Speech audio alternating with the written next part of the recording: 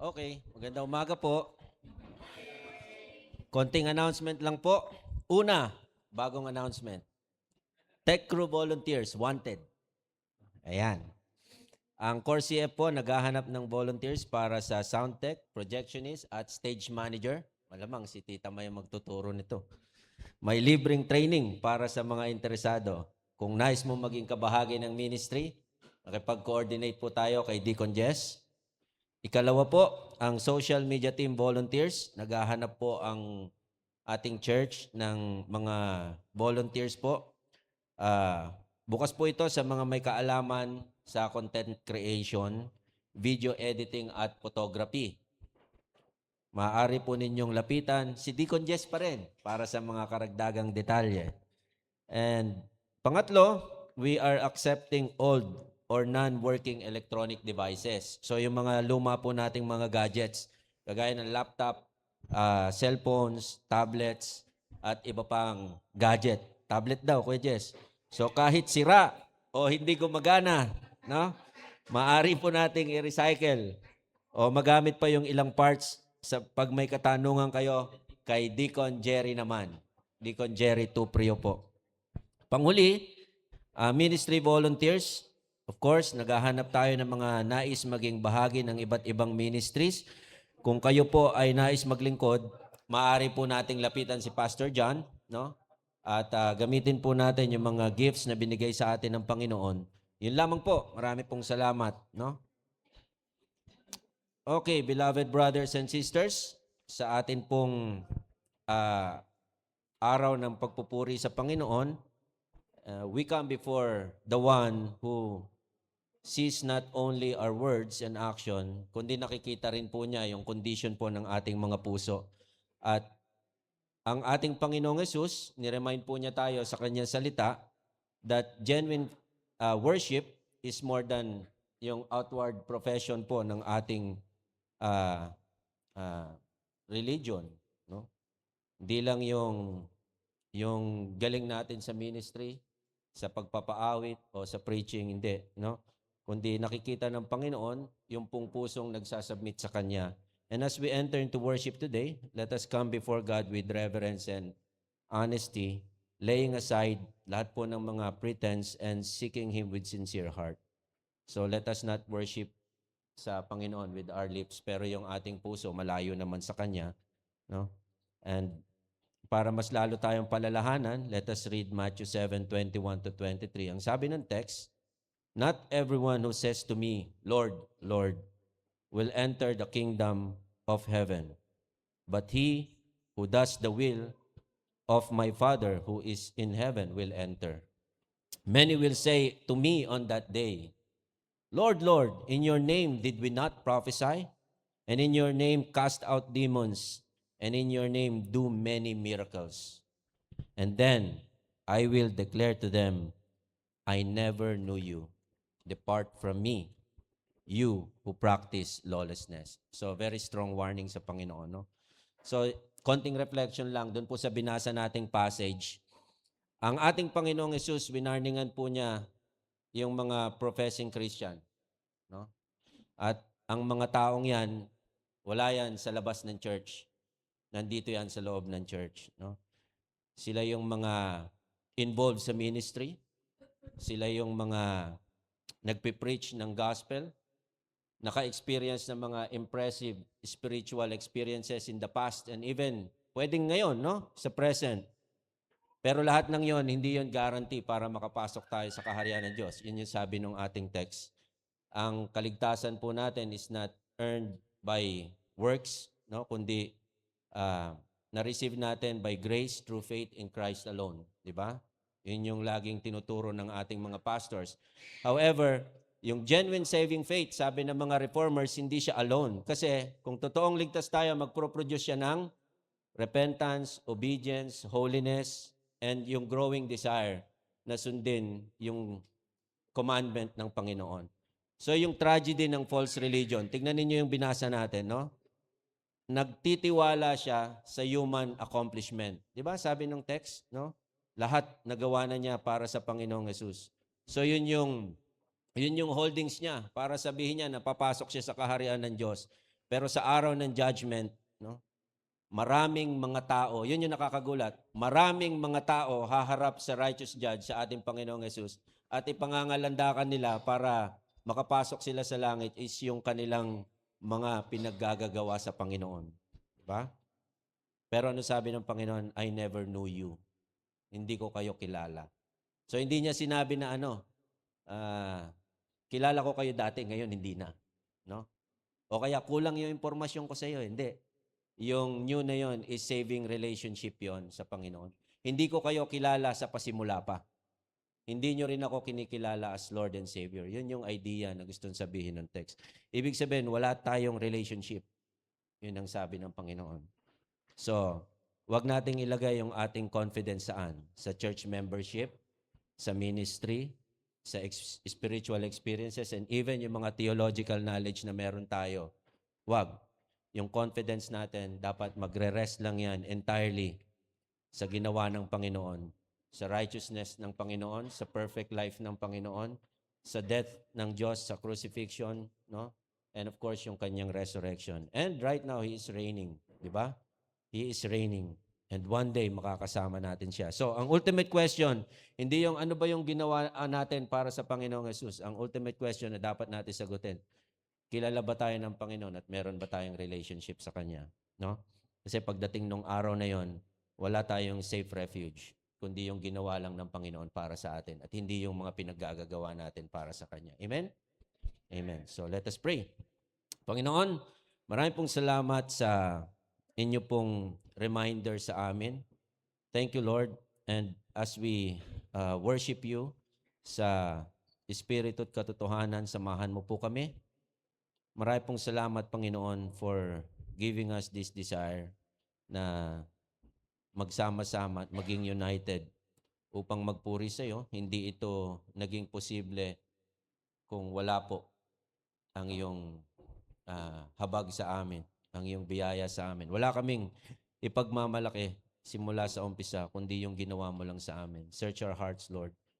And tulungan mo kami na huwag kaming umasa sa aming mga ginawa at mga gagawin pa.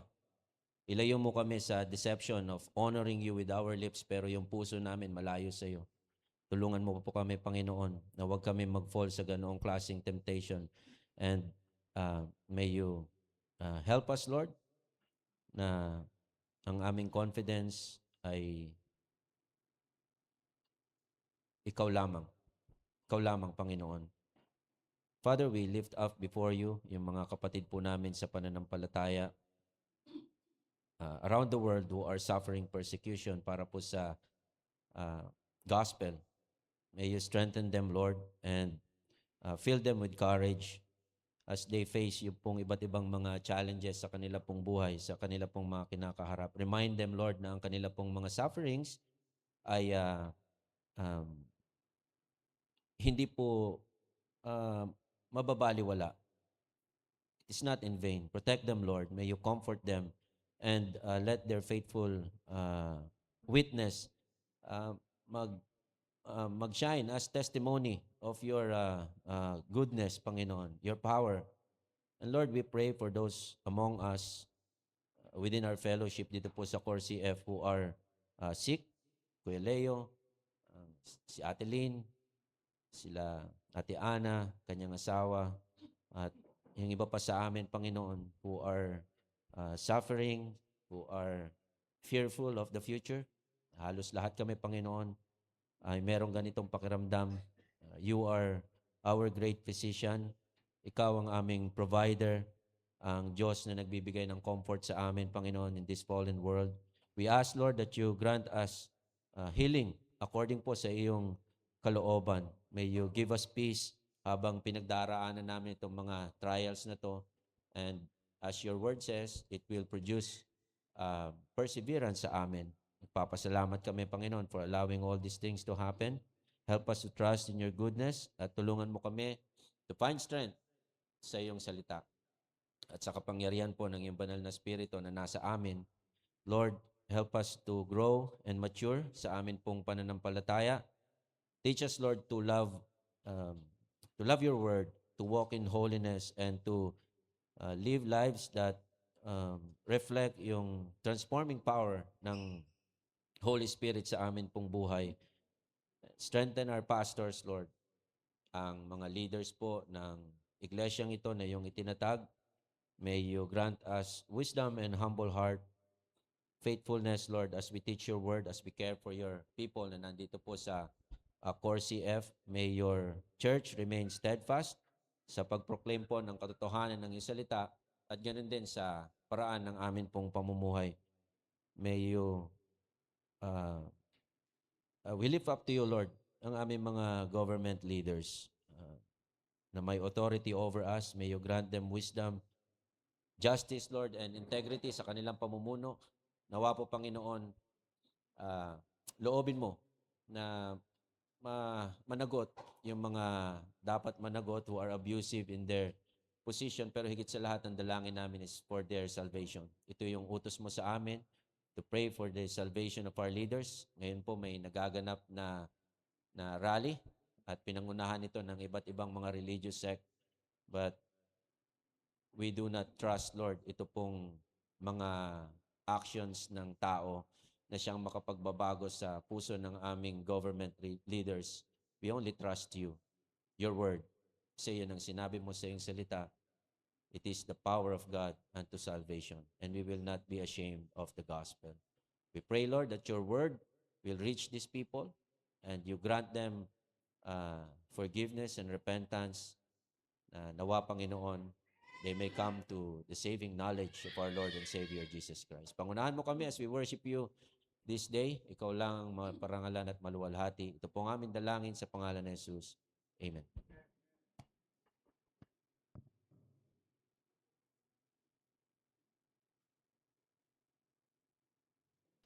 Salamat po, Pastor Arman, for the short reflection that you shared to us.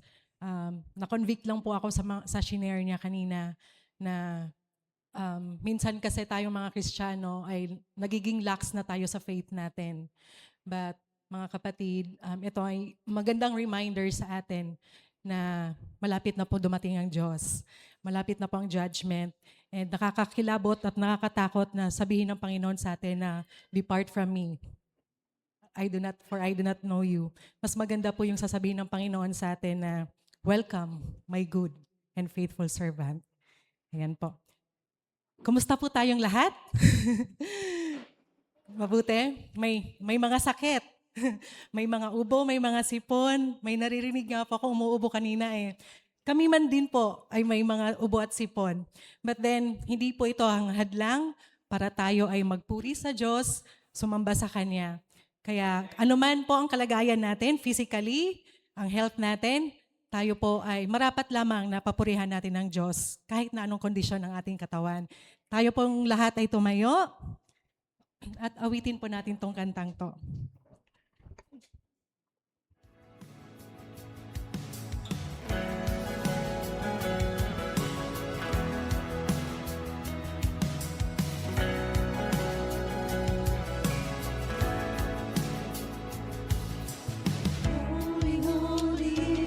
Son of God, none can stand before His majesty. Beautiful beyond our highest thought, worthy, He is worthy. Holy, holy is the Word made flesh. He who bore come to take the rebel and the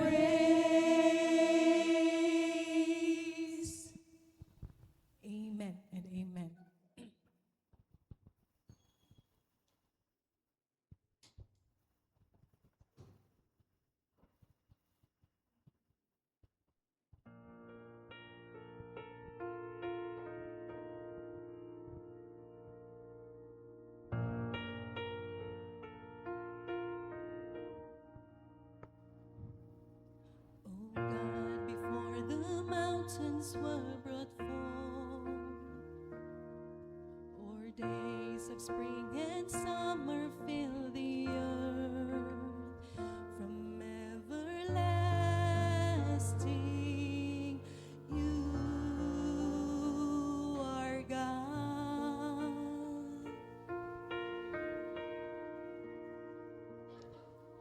We dwell beneath the stars in ancient skies.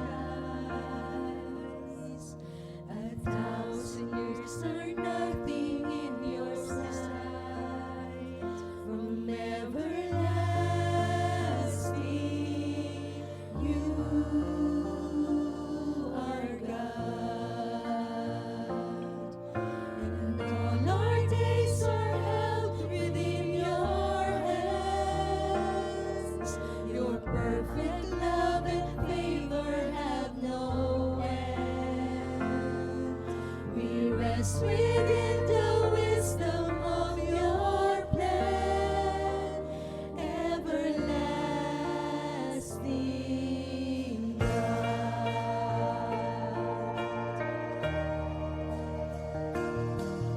Oh God, in joy and tragedy collide, and loss reminds us life is by and side. From everlasting, you are God. And all our days are held within your hands. Your perfect love and favor have no end. We rest within the wisdom of your plan, everlasting God. We rest within your plan.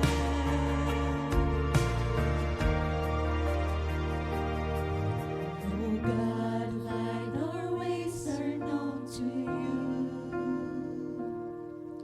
But by your grace you're making all things new. So satisfy us in our numbered days. Establish every effort while we wait. From everlasting, you are God. And all our days are held within your hands. Your perfect love and favor have no end. We rest within the wisdom of your plan, everlasting. All our days are held within your hands. Your perfect love and favor have no end. We rest within the wisdom of your plan, everlasting God.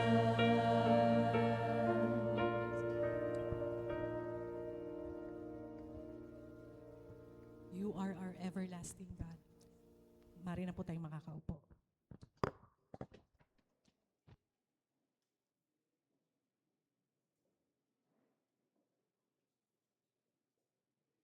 Praise God. Thank you, praise and worship team.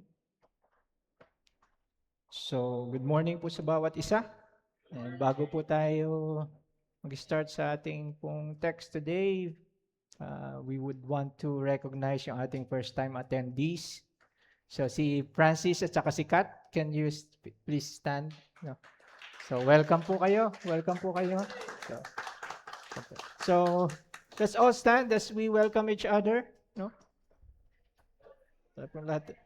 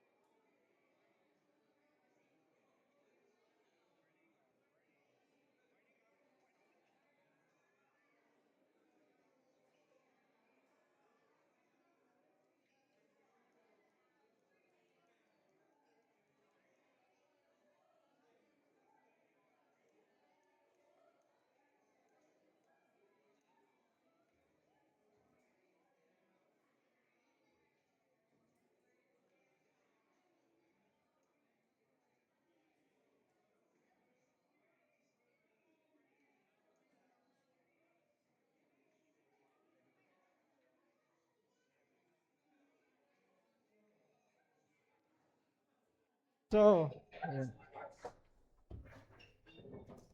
Okay.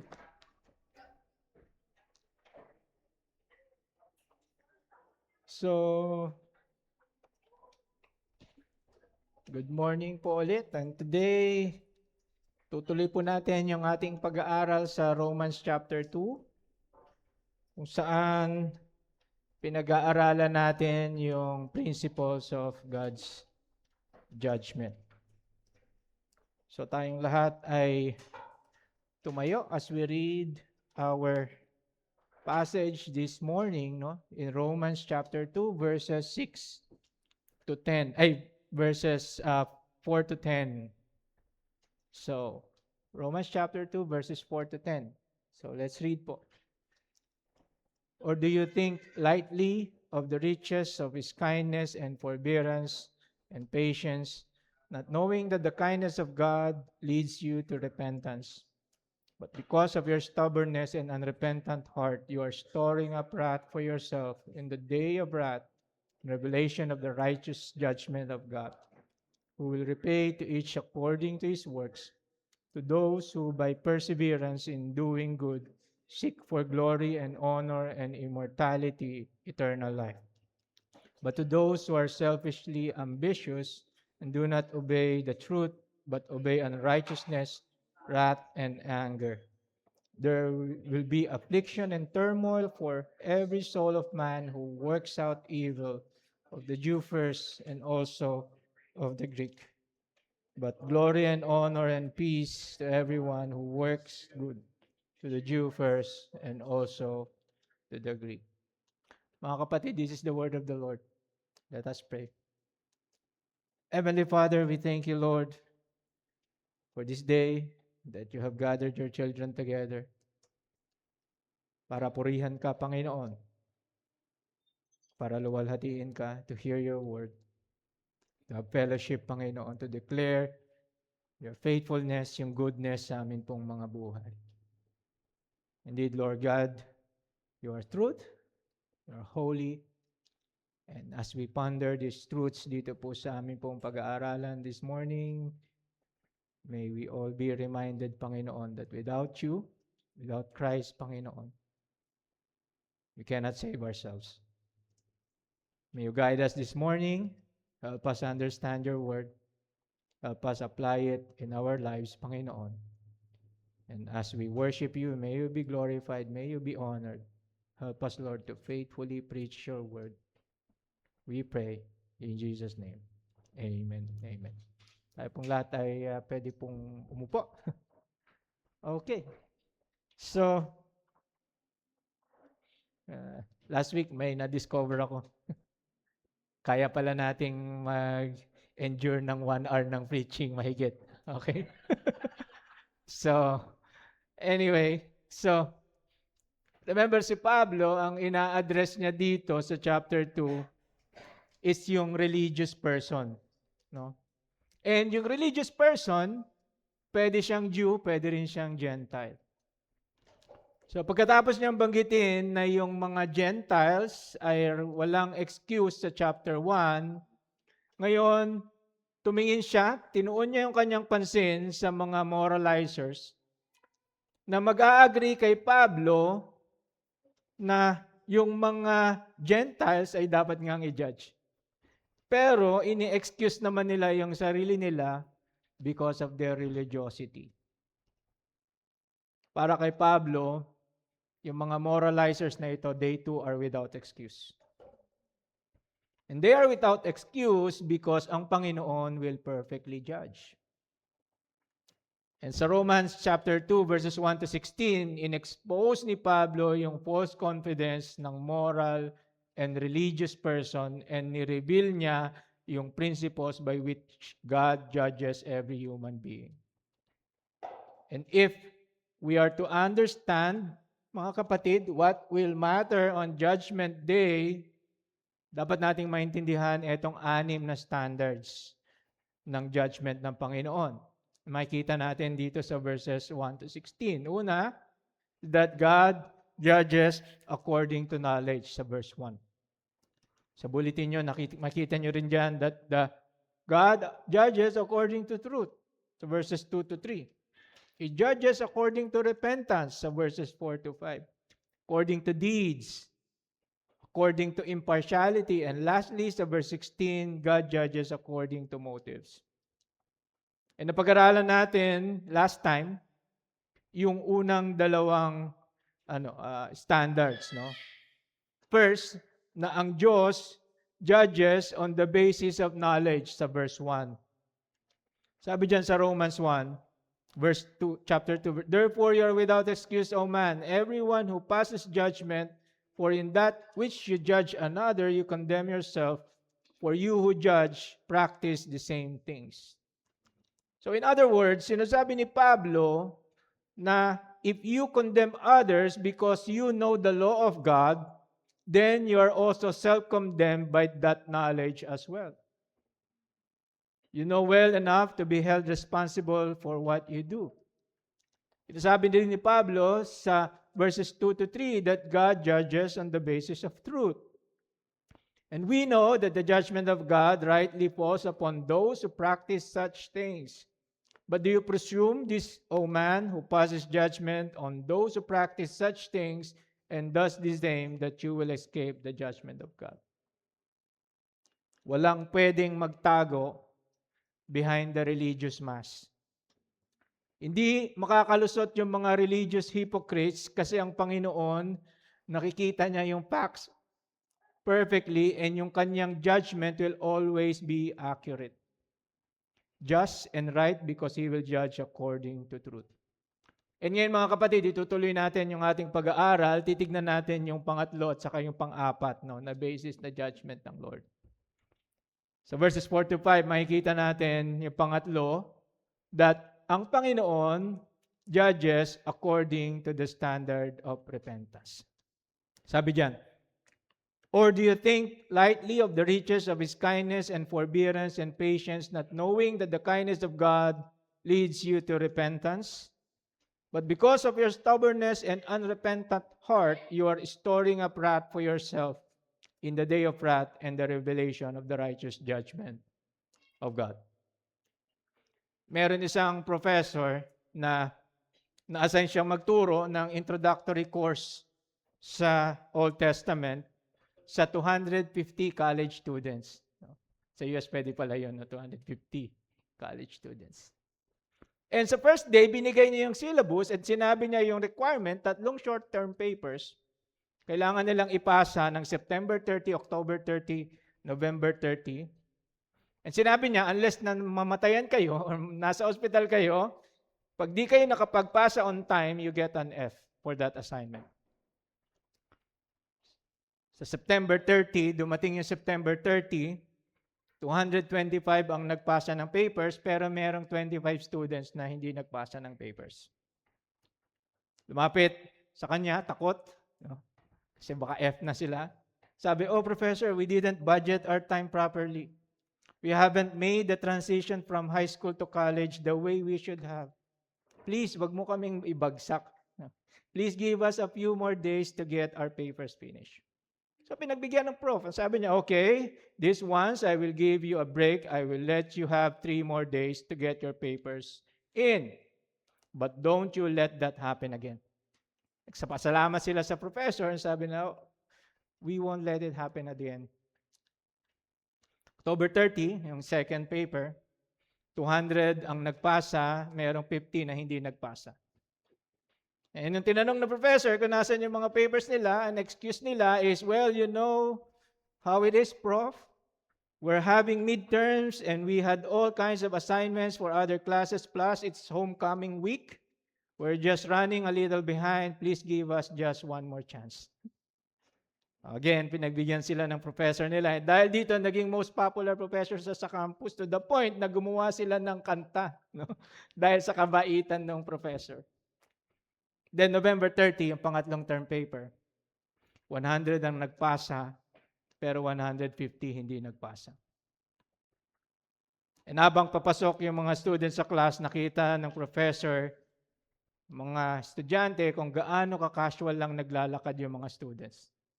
Tinawag niya yung isa, "Oy, Johnson." "Yes, Prof? Do you have your paper?" Sagot ni Johnson, huwag kang mag-alala, Prof, I'll have it in a couple of days. Ginawa ng Prof, nilabas niya yung kanyang class record ang sabi, okay, Johnson, wala kang term paper, you receive an F. Ikaw, Nicholson, nasaan yung paper mo?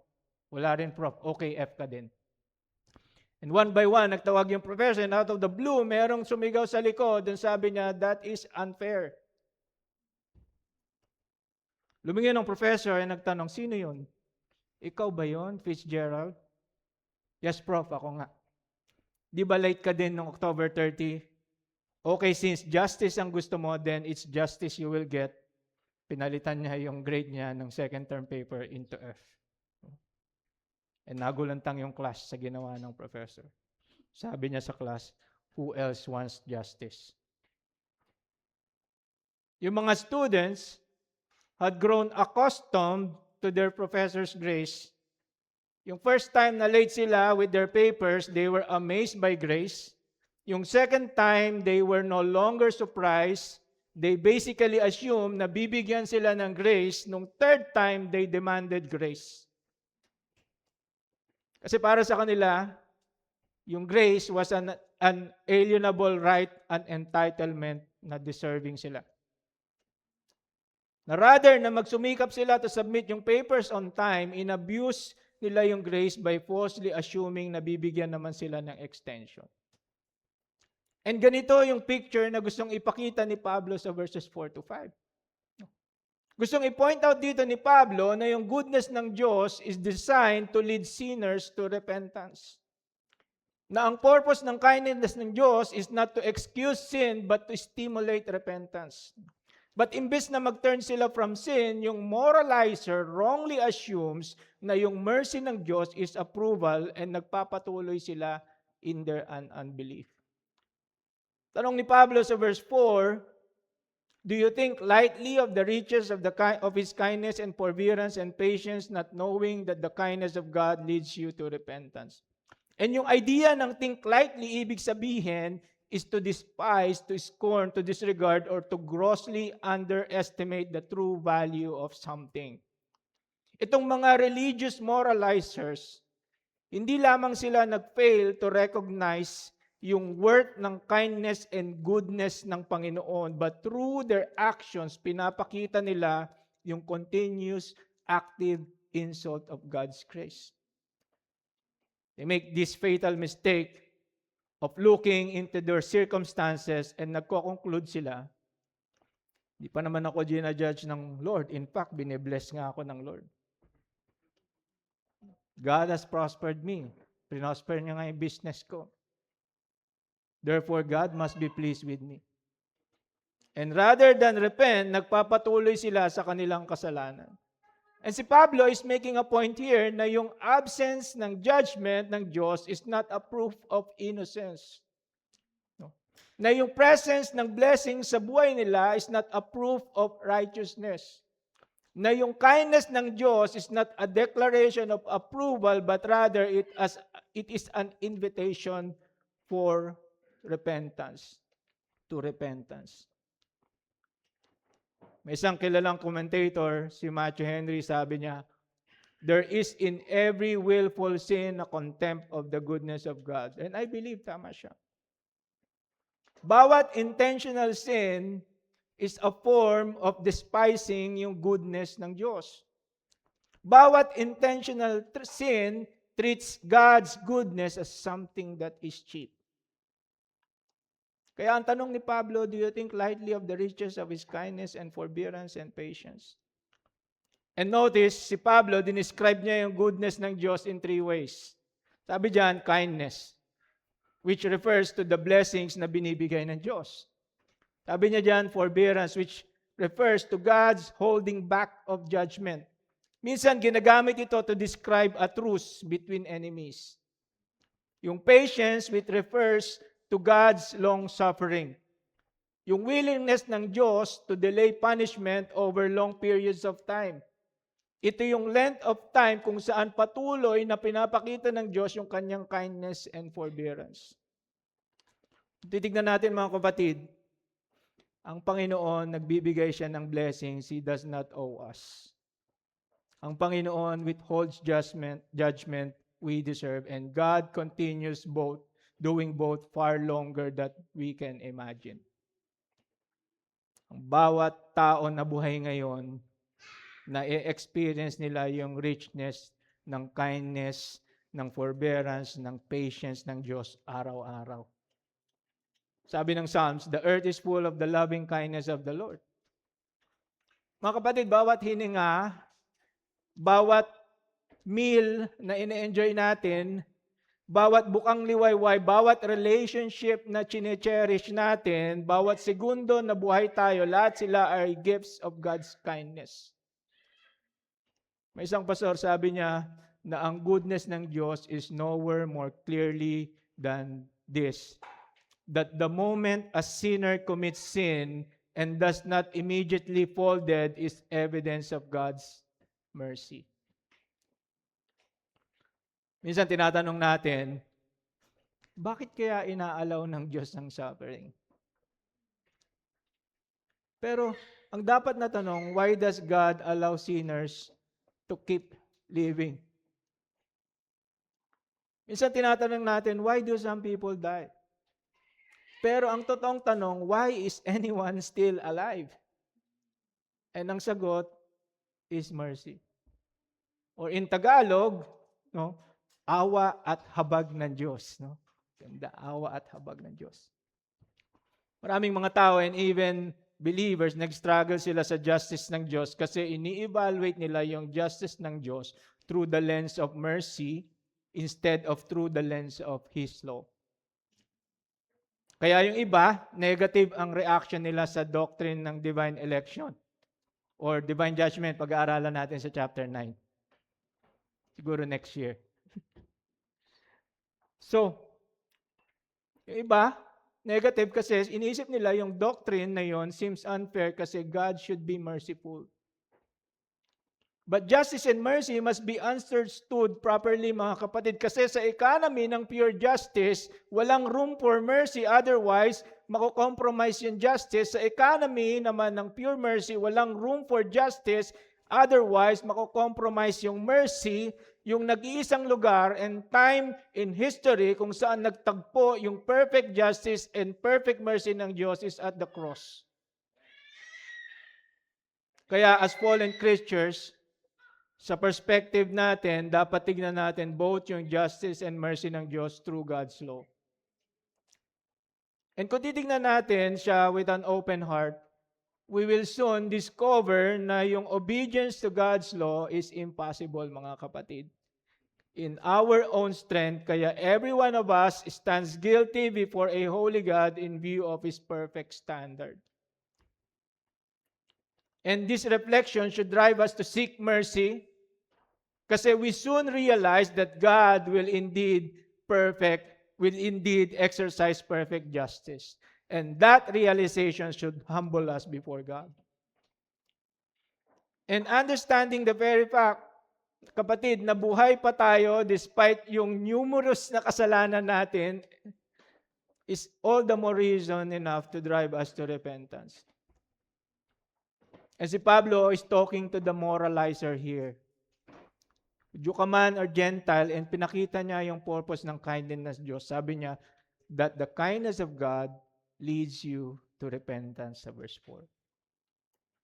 Yung goodness ng Diyos, is never intended to excuse sin, rather it is intended to expose sin. Hindi kind ng Diyos dahil hindi nagmamatter sa kanya ang kasalanan. Kind ng Diyos kasi He desires repentance. And yung idea ng repentance dito in the original language is a change of mind that results in a change of direction na in our context para kang nag-U-turn. Ngayon, anong direction? Turning away from sin and turning toward God. Ito yung direction kung saan nakikita mo yung sin for what it is and nakikita mo ang Diyos for who He is. Yung goodness ng Diyos should cause a sinner to say, Lord, deserve ko ang judgment, yet you have spared me. Lord, deserve ko na mamatay, yet you have given me life. Lord, deserve ko ang puot mo, yet patuloy mo akong binibigyan ng awa. Mga kapatid, yung kindness ng Diyos should soften yung matigas na puso.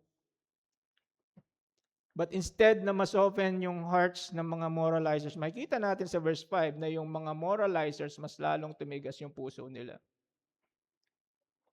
And yung ganitong eksena is hindi kakaiba sa scriptures kasi Israel did exactly the same thing. Na despite yung goodness sa kanila ng Diyos, mas lalong tumigas yung puso nila lalo. Remember, pinalabas sila sa Egypt. Nakita nila lahat ng wonderful works ng Diyos. And yet, gumawa sila ng golden calf and sabi nila, this is our God. Sa Hosea 11, sabi ng Diyos, when Israel was a child, I loved him. I led him with cords of love. Yet God's covenant people continued turning away from God. And the more na nagiging gracious ang Diyos, the more ina-abuse nila yung grace ng Diyos. In their unfaithfulness and in their idolatry, hindi lang sila nag-commit ng spiritual adultery, nag-commit sila further ng spiritual prostitution. And alam natin yung context, kung familiar kayo sa context ng Isaiah, di ba? Ay, ng Hosea. Imagine, ng isang husband na mahal niya yung misis niya. He has given everything sa kanya, lahat ng riches, lahat ng comfort in life, protection. Yet in unfaithfulness, yung wife, hindi lang siya nag-commit ng adultery, binenta niya yung sarili niya sa ibang lalaki. Yet the husband is still willing to forgive and embrace her as his wife kasi he is faithful to his covenant promise. Knowing yung ganong klaseng kindness, kung ikaw yung wife, will you still madadrive ka, hindi ka ba madadrive sa repentance? Yun yung picture ng Hosea. And alam natin, up until now, Israel as a nation still rejects Christ as their Messiah. But in God's time, they will confess Christ as their Lord and Savior. In Zechariah 12, makikita natin yung pouring ng Spirit of grace and pleas for mercy, causing Israel to look upon Him, which is si Jesus, whom they have pierced, leading them to deep mourning. But until then, God is sustaining etong tiny nation na ito despite the fact that they are surrounded by nations na determined to annihilate them. Mga kapatid, that is God's grace. In the same way, maraming mga tao ngayon, they're enjoying God's gift while ignoring God Himself. They're enjoying God's blessing but refuse God's authority. They're enjoying God's mercy while rejecting His Son. The greatest sin, mga kapatid, is not merely breaking God's law but despising God's mercy. And marami ang nagbabasa ng Old Testament pero sinasabi nila sa isip nila, unfair yung Diyos. Bakit dinestroy niya yung buong mundo with the flood? Bakit naging pillar of salt yung asawa ni Lot? Ba't namatay si Asa for merely touching the ark? Bakit na-consume ng fire si Nadab and Abihu? Bakit death penalty sa mga specific na kasalanan? And minsan, yung ganitong questions fundamentally nag-a-arise dahil we compare God's justice with mercy, and as I have said kanina, dapat yung justice ng Diyos should be compared to God's law.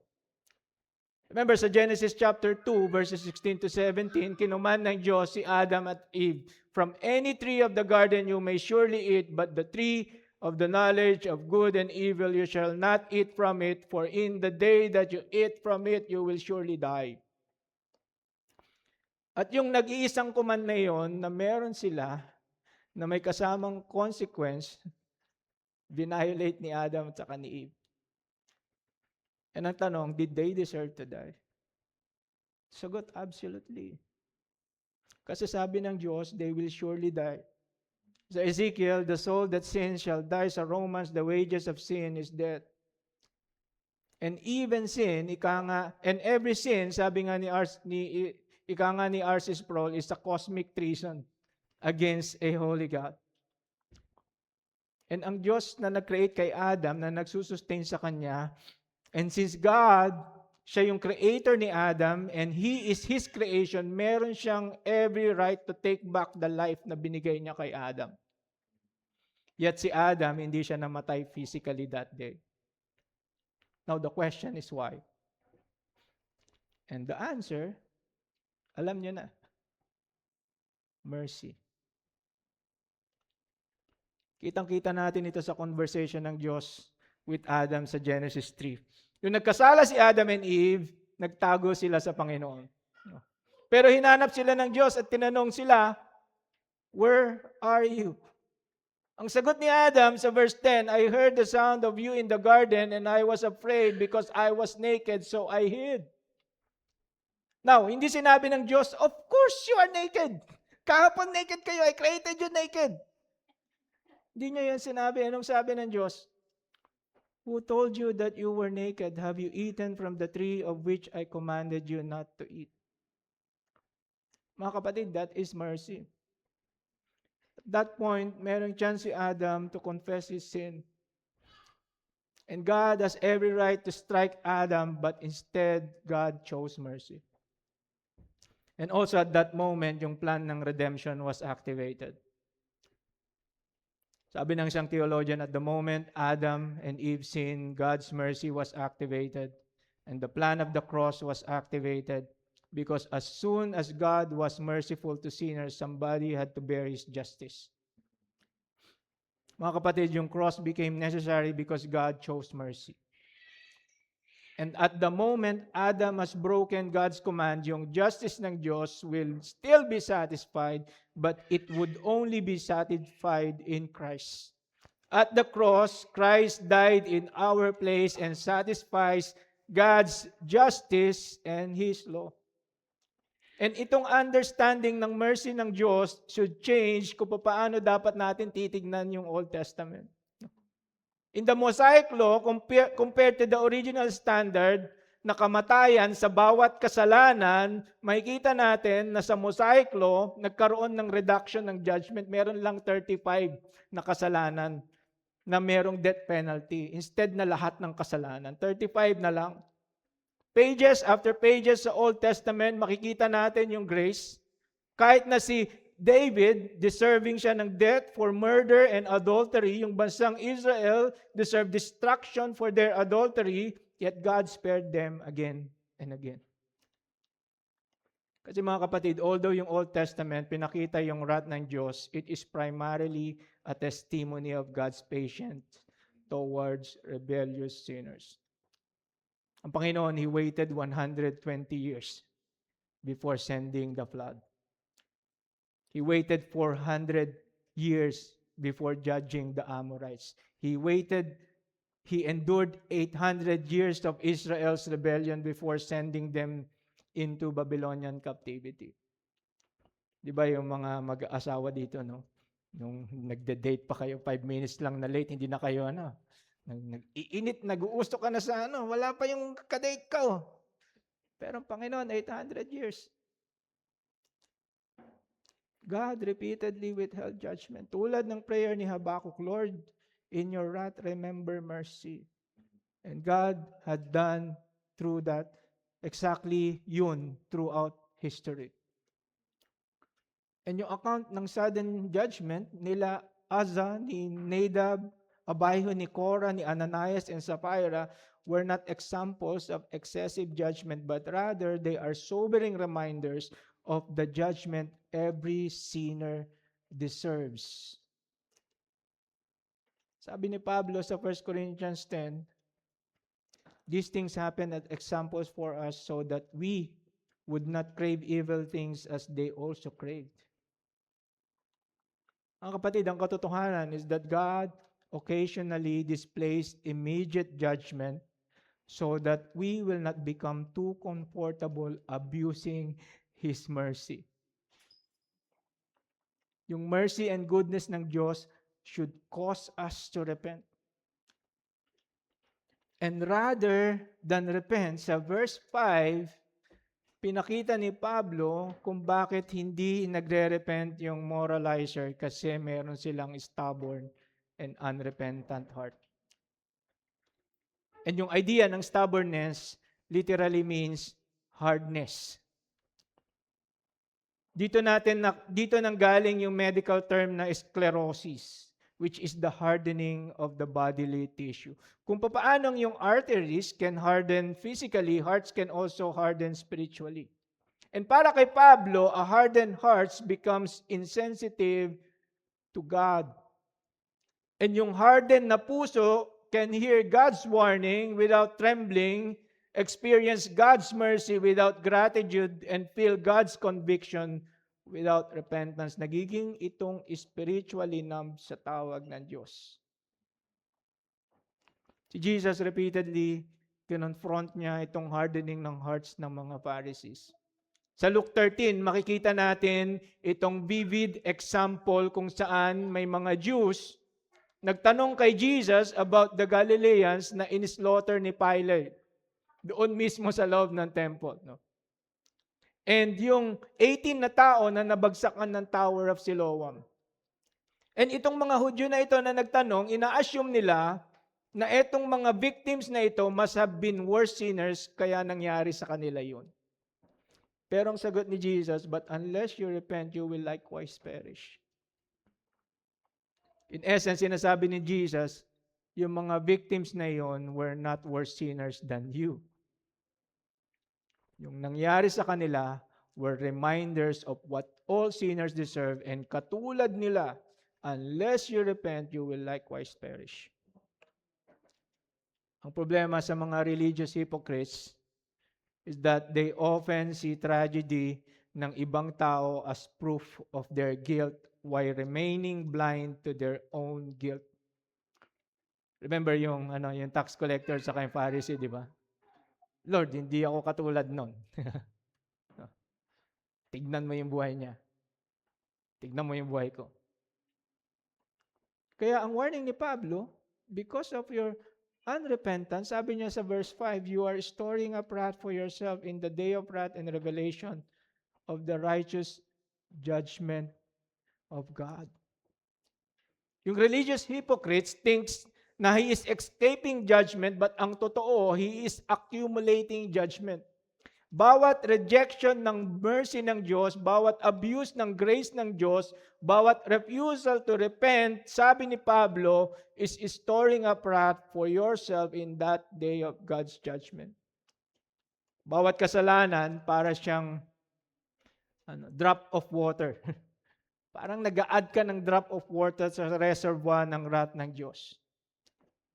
Ngayon, ang nag-hold ng dam ng reservoir is yung mercy ng Diyos. But one day, pag puno na ito, yung wall ng dam will break and God will pour out His wrath. Ito yung essence na gustong sabihin ni Pablo. But yung moralizer, they see God's patience as safety, pero ang totoo, God's patience is actually an opportunity. And kung yung opportunity na iyon is rejected, mercy gives way to judgment. And sa Revelation 20, ultimately, pinakita ng Diyos yung day of wrath in the great white throne judgment, kung saan yung righteous judgment ng Diyos will be fully revealed.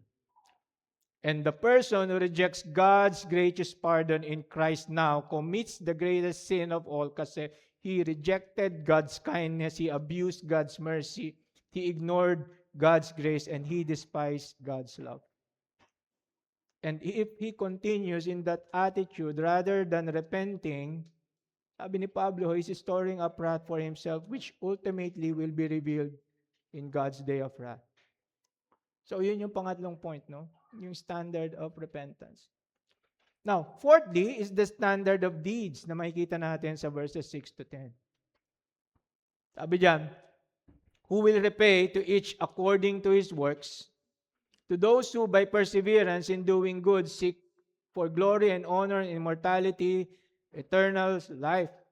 But to those who are selfishly ambitious and do not obey the truth, but obey unrighteousness, wrath, and anger, there will be affliction and turmoil for every soul of man who works out evil, of the Jew first and also of the Greek, but glory and honor and peace for everyone who works good to the Jew first and also for the Greek. Narinig nyo na ba? Sinabihan na ba kayo minsan nung katagang ano? Well, kapatid, God knows my heart. No? And minsan, itong katagang ito is offered as a defense. No? By someone who is living in sin, na walang desire for God and walang ka-interest in obeying God. Yet they claim, well, God knows my heart. And ang katotohanan, mga kapatid, yes, God knows His heart indeed. In fact, alam na alam ng Diyos ang laman ng puso niya. That is why God can judge him perfectly. Alam ng Diyos ang puso natin and alam niya ang buhay that flows from it. Sabi ni Pablo sa verse 6, God will repay to each one according to his works. Notice, hindi sinabi ni Pablo that God will judge whether you are a Jew or a Gentile, or God will judge based on how religious you appear to be. And lalong hindi magja-judge ang Diyos based on your church membership. Kung member ka ba ng mega church na may CF, no? Hindi tayo kasama dun. God will judge based on the product of your life. Yun ang ibig sabihin dito ni Pablo. Kasi para kay Pablo, God judges according to your deeds. Ito yung standard. It doesn't matter kahit ano pang sabihin mo na ikaw.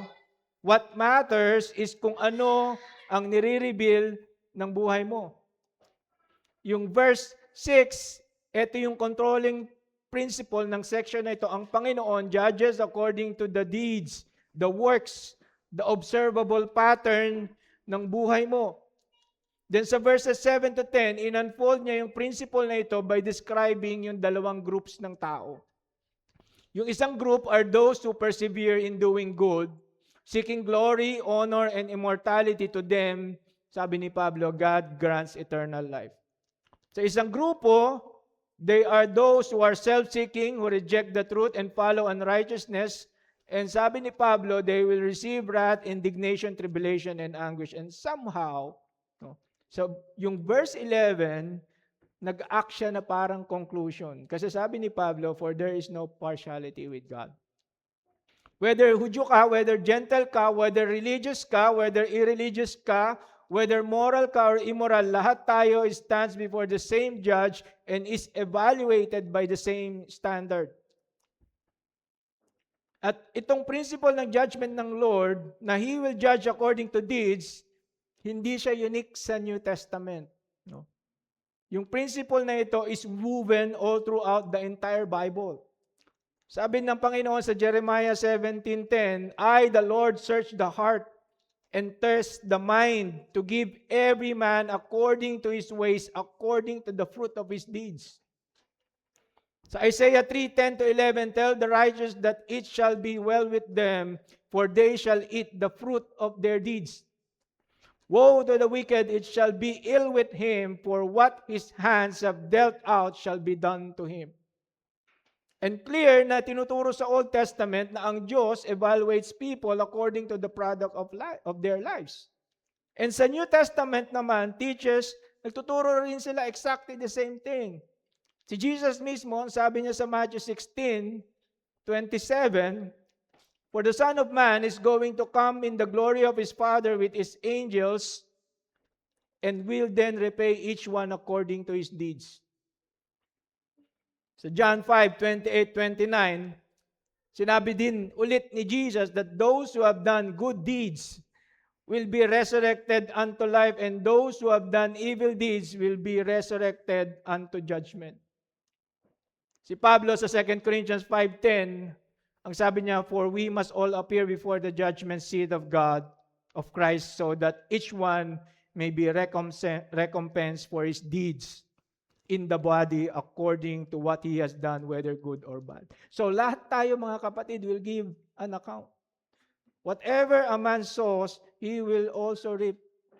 Even sa Revelation 20, kung saan dinescribe yung final judgment, repeatedly sinasabi doon that people are judged according to works, according to their deeds. From beginning to end, tinuturo ng Scripture na ang Diyos judges according to deeds. And ang gustong emphasize dito ni Pablo is ang Diyos hindi siya magja-judge on the basis of your profession, of your heritage, or religious membership. Kasi ang Hudyo, pwede niyang ituro si Adam. Exempted ako, ay si Abraham. Exempted ako dyan. No? Yung Gentile moralist, pwede niyang ituro yung kanyang good reputation. Kilala yata ako sa society namin. Yung isang member ng church, pwede niyang ituro yung kanyang decades of church attendance. Nakikita mo ba itong upuan na to? 20 years na ako nakaupo dito. Pero wala ni isa doon would determine God's verdict. Kasi hindi importante kung saang church tayo umaattend, kung Baptist man tayo or hindi tayo Baptist. No? Kung First Baptist ka man, Second Baptist ka man, Third Baptist ka man. No? Or kung galing ka man sa pamilya ng mga pastors, hindi importante kung gaano ka-religious sa paningin ng iba kasi ang Diyos alam niya ang lahat. And ang importante sa Kanya is kung ano ang nire-reveal ng buhay natin about our hearts. Sabi ni Jesus, you will know them by their fruits. Mga kapatid, yung puno ng mangga, yung isang mangga na nanggaling sa isang puno, hindi ginagawa ng mangga na buhay yung puno. Yung bunga ng mangga na galing sa isang puno, nagpapakita lamang na buhay ang puno. And ganun din sa buhay nating spiritual. Works do not save a person, but works reveal whether a person has been saved.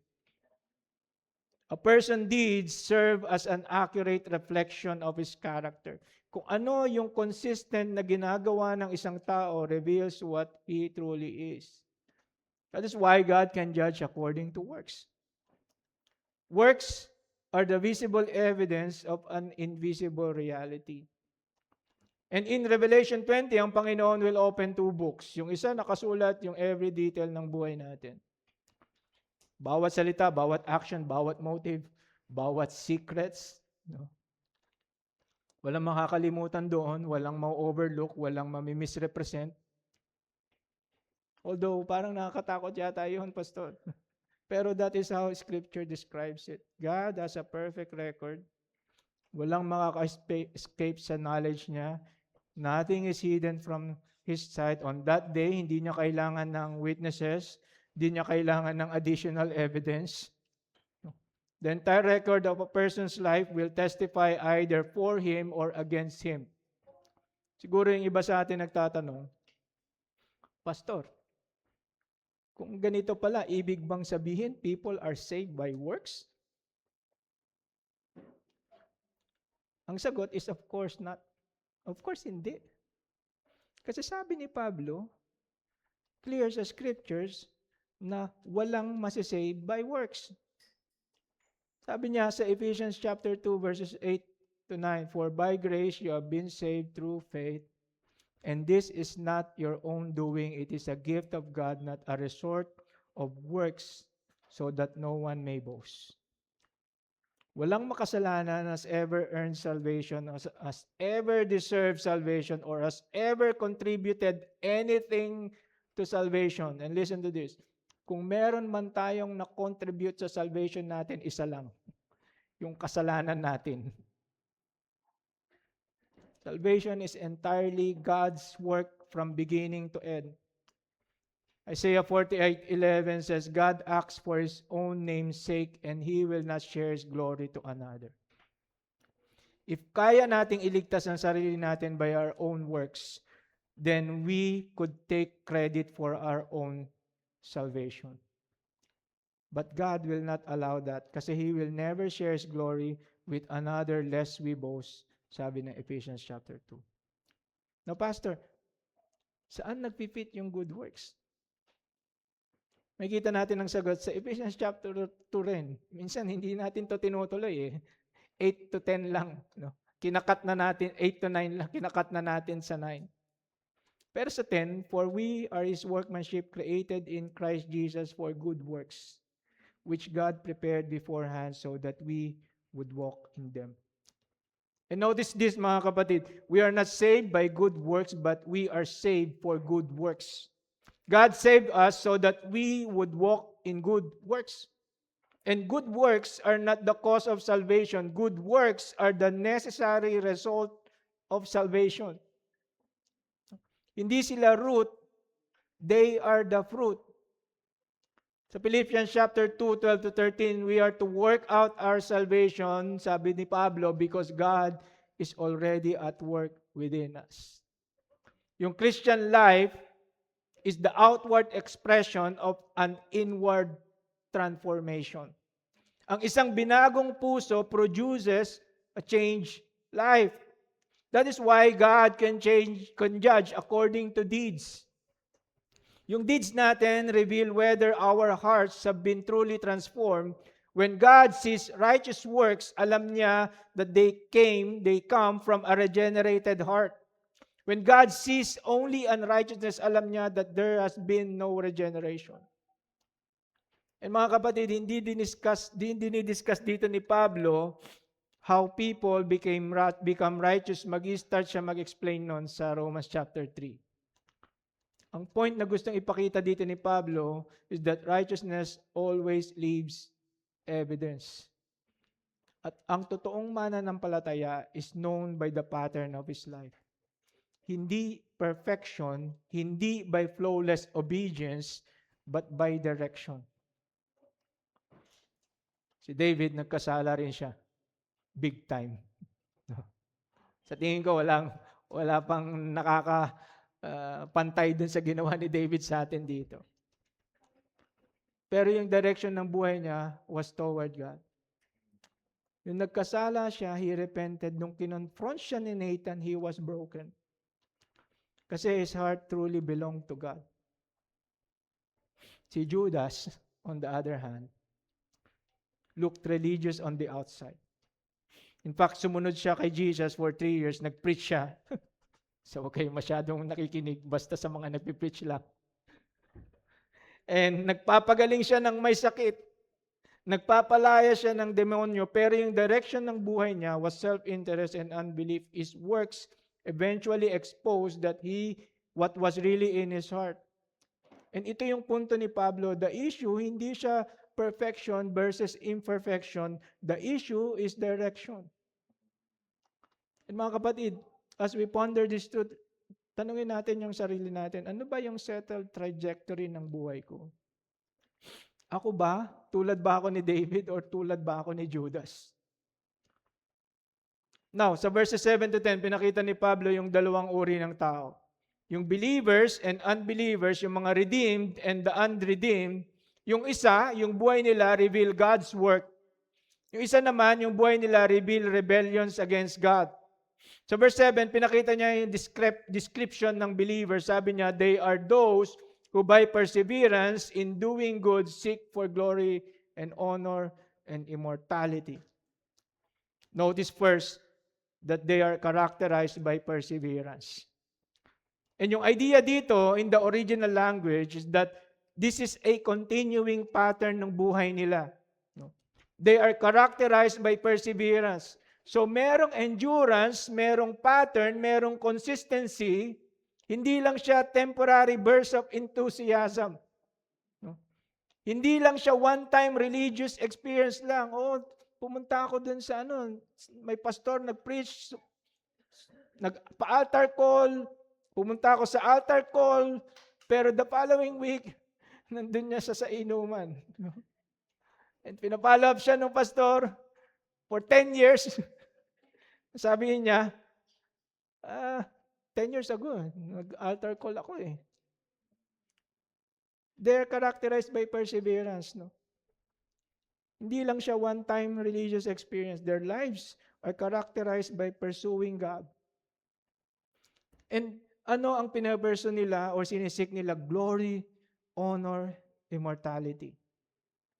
They seek God's glory. They want God to be seen and magnified in their lives. They seek God's honor. Gusto nila marinig one day, well done, my good and faithful servant. They seek immortality. Yung puso nila are not anchored to this world.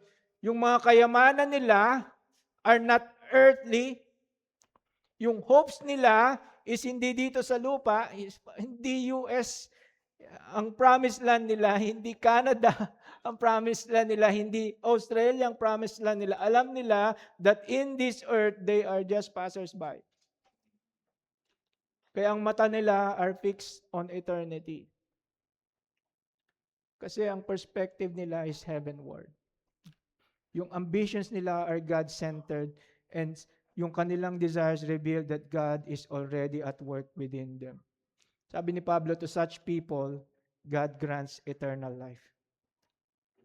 Sabi ni Pablo sa verse 10, that in eternal life, they are given glory, honor, and peace. And hindi dahil they earned eternal life, but because yung mga buhay nila reveal that they possess it. And yung eternal life dito, mga kapatid, is not merely a quantity of life, kasi lahat tayo will exist forever. Eternal life here is a quality of life kung saan the redeemed will be with His Creator and Savior na minahal nila since nung binigyan sila ng bagong puso. Then si Pablo, sa verses 8 to 10, turns to the other group.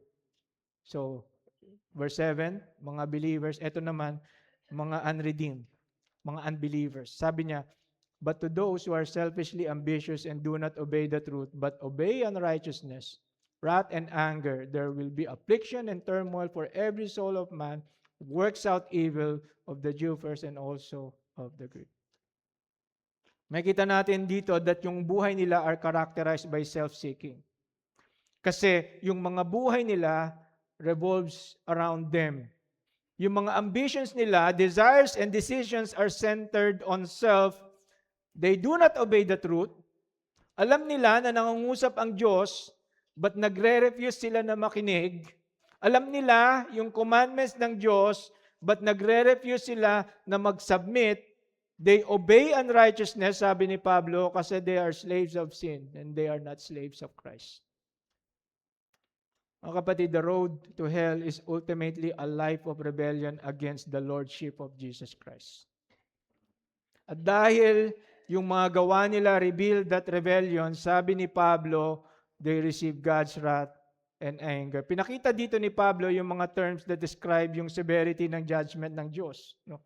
Wrath, anger, affliction, turmoil. Tinignan ko sa Tagalog, puot, no? Galit, hirap, at pighati. Parang pag sa marriage life mo, ang hirap nun, di ba? Mas lalo pa sa judgment.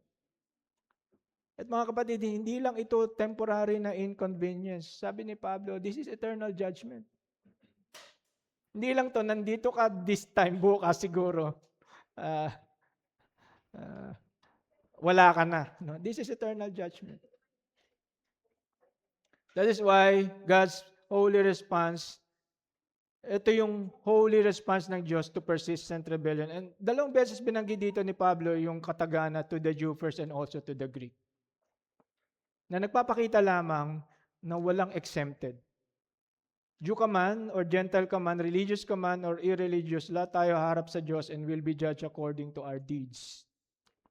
And hindi lamang iyon, hina-highlight din dito ni Pablo yung covenant priority. Mas marami kang privilege, mas greater ang accountability. Yung mga Jews, meron silang law, meron silang prophets, yet they denied Christ. Ganon din sa mga nag-profess ng faith, tapos tumalikod sa Panginoon. Mas greater ang accountability nila on Judgment Day. Now, sabi ni Pablo sa verse 11, for there is no partiality with God. On Judgment Day, hindi siya magpapakita ng favoritism. Oh, course F ka, pwede ka dito. O, hindi ka course F, labas ka. Hindi siya magpapakita ng favoritism. Hindi siya mag-excuse ng kasalanan because of religious background. He will judge with perfect justice. Bawat verdict will be right. Bawat sentensya will be fair. Every person will receive exactly what God's perfect justice requires. And that brings us to the most important question. How can anyone ever stand in that judgment?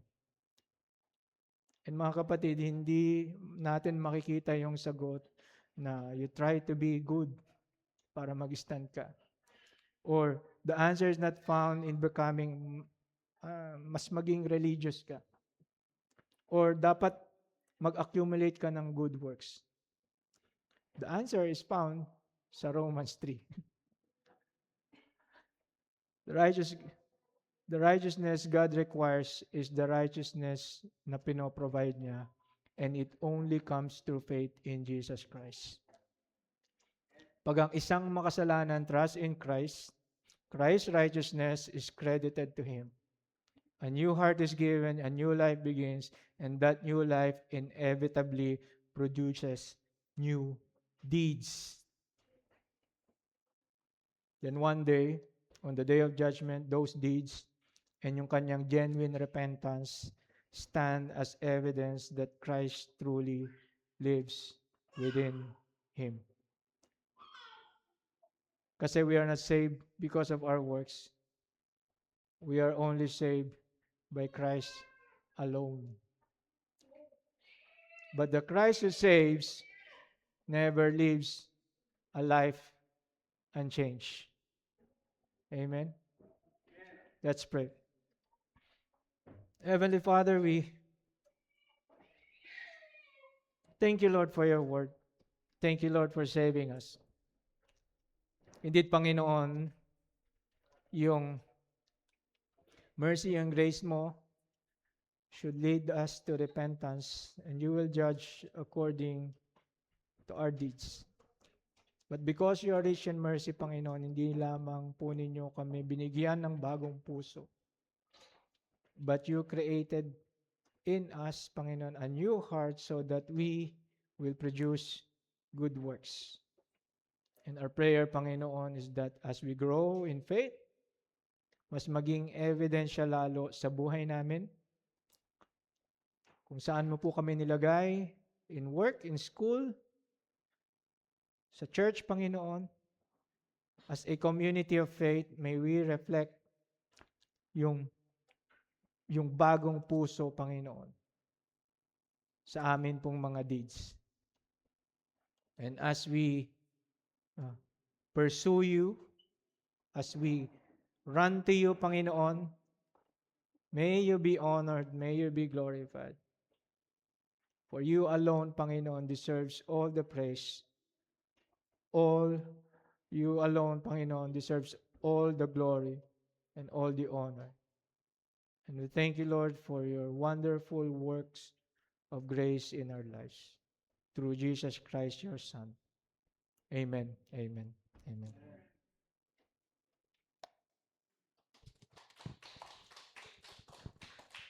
Salamat po, Pastor Jojo, for the Word of God. Because dahil napakabuti ng ating Diyos, we are drawn to repentance. And thank you, Jesus, dahil you teach us how to grow our faith by trusting you humbly instead of religious pride. Jesus, thank you because we've learned to persevere, because that's the evidence of real faith. Tayong pong lahat ay tumayo at awitin natin tong response song.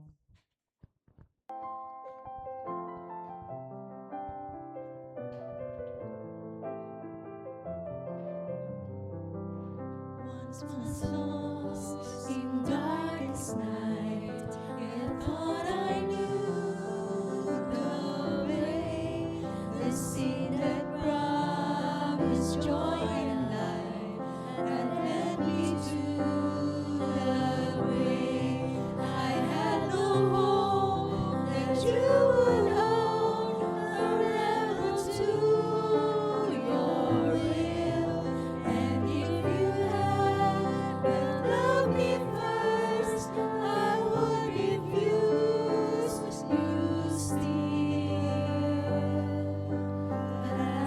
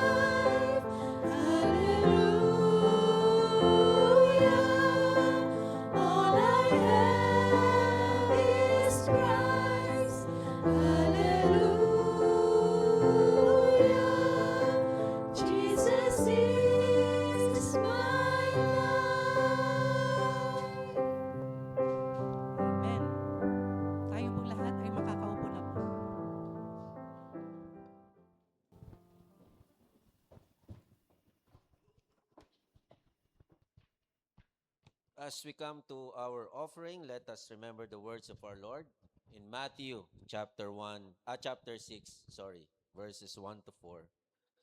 Sabi po dito, beware of practicing your righteousness before other people in order to be seen by them. For then you will have no reward from your Father who is in heaven. Thus, when you give to the needy, sound no trumpet before you, as the hypocrites do in synagogues and in the streets, that they may be praised by others. Truly I say to you, they have received their reward. But when you give to the needy, do not let your left hand know what your right hand is doing, so that your giving may be in secret, and your Father who sees in secret will reward you.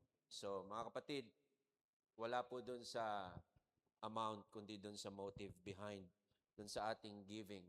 No? Hindi lang sa needy, kundi sa ating church offering as an act of our worship. So, let us not give, no, para mapapurihan, but let us give as an act of our worship to God. Kasi nakikita ng Panginoon, hindi lang yung gift, kundi yung motive behind doon sa ating giving. And hindi po ito palakihan o pakuntian. No? May we give with gratitude, with humility and joy, remembering na lahat po ng meron tayo, walang ibang pinanggalingan yan kundi sa Kanya. At marapat lang na papurihan natin siya sa mga resources na meron tayo. So let us pray. Heavenly Father, we thank you sa iyong faithful care and provision sa amin pong buhay. Thank you for reminding us, Lord, sa iyong salita ng offering namin ay hindi dapat makita, Panginoon, ng ibang tao o maipagmalaki. Wala kaming ibang motive behind our giving, kundi ang mapapurihan ka, ang matulungan po ang iglesia, ang maipakalat ang iyong salita. May you use these gifts para po sa advancement ng iyong kingdom and for the glory of your name. Po ang aming dalangin sa pangalan ni Jesus. Amen. Ushers?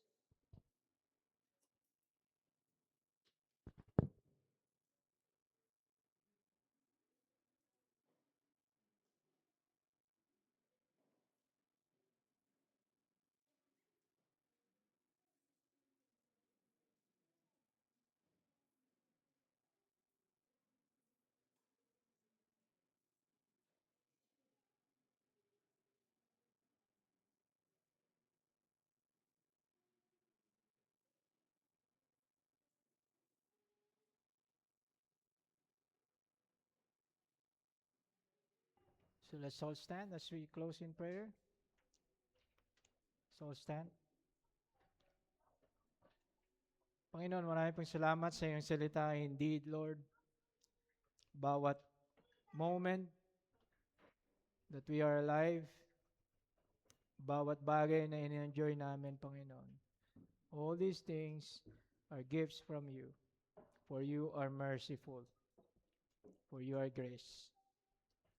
And may this truth, Panginoon, help us, Lord, na magkaroon po ng heart of perseverance.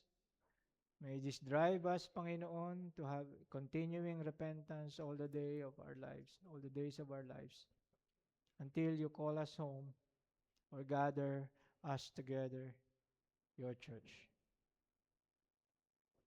And may the love of the Father and the grace of Jesus Christ our Lord and the fellowship of the Holy Spirit be with you all.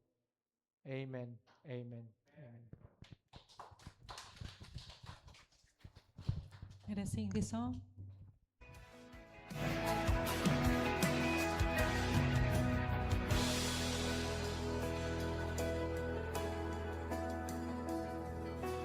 Holy, holy, Lord Almighty, worthy is your name. Holy, holy, none beside you, great